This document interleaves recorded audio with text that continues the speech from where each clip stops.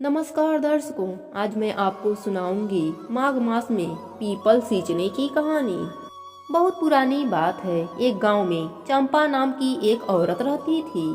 उसका पति और बेटा गांव के बाहर कमाने गए हुए थे। घर में सिर्फ चंपा और उसकी बहू रहते थे। उसके पास एक गाय थी। सास ने एक दिन बहू से कहा कि जाओ और यह दूध दही बेचकर आओ। बहू इसके पहले कभी भी घर से बाहर ऐसे कुछ बेचने नहीं गई थी, लेकिन सास को कैसे मना करे, इसलिए दूध और दही मिट्टी के घड़े में लेकर बेचने निकल गई। रास्ते में उसने देखा कि कुछ औरतें पीपल सींच रही हैं। उन्हें देखकर वह उनके पास गई और उनसे पूछने लगी, यह तुम क्या कर रही हो?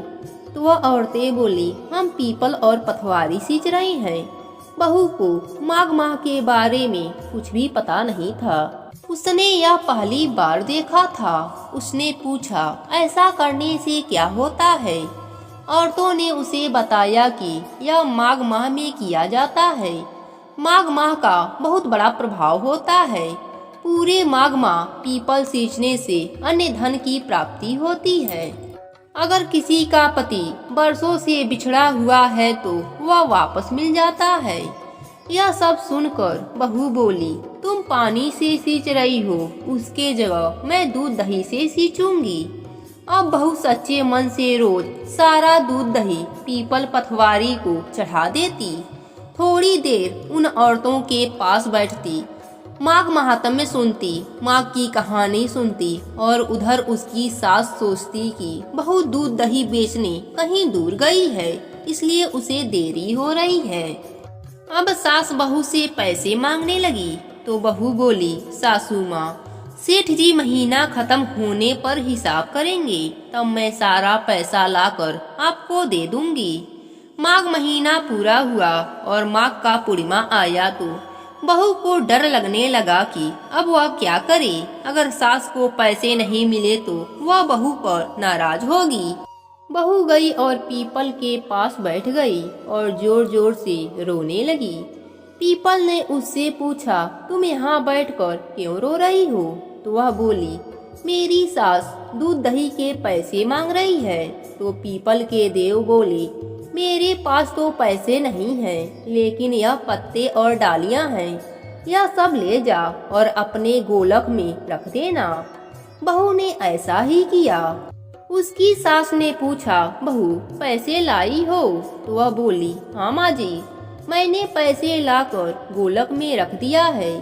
सास ने गोलक खोली, देखते ही उसकी आंखें फटी की फटी रह गई। गोलक में हीरे मोती जगमगा रहे थे। पत्ते और लकड़ियां धन दौलत में बदल गए थे, जिन्हें देखकर सास बोली, इतना धन कहाँ से आया? यह तो दूध दही की कीमत नहीं लगती। तब बहू ने सारी बात अपने सास को बताई कि मैं दूध दही से पीपल पथवारी सींच रही थी और जब मैं रो रही थी तब पीपल ने मुझे पत्ते और लकड़ियां दिए और गोलक में रखने को कहे, जो हीरे मोती बन गई। अब सास ने सोचा, पीपल पथवारी किसी एक पर तो कृपा करेंगे नहीं, और वह बोली, अगले साल मैं भी पीपल पथवारी सींचूंगी।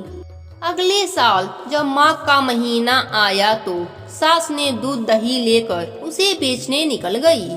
रास्ते में उसने सोचा, सारा दूध दही पीपल में डालने से क्या होगा, वह तो बर्बाद होगा, इसलिए मैं दूध दही को बेच आती हूँ। दूध दही बेचकर दूध दही के बर्तन धोकर पीपल पर चढ़ा दिया। माघ बीता और पूर्णिमा आने के एक दिन पहले सास ने बहू से कहा, बहू मुझसे पैसे मांग। तो बहू बोली, कभी बहू भी सास से पैसे मांगती है?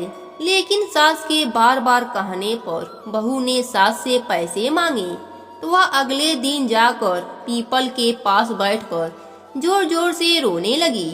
पीपल के देव प्रकट होकर उससे रोने का कारण पूछा तो वह बोली, मेरी बहू मुझसे दूध दही के पैसे मांग रही है।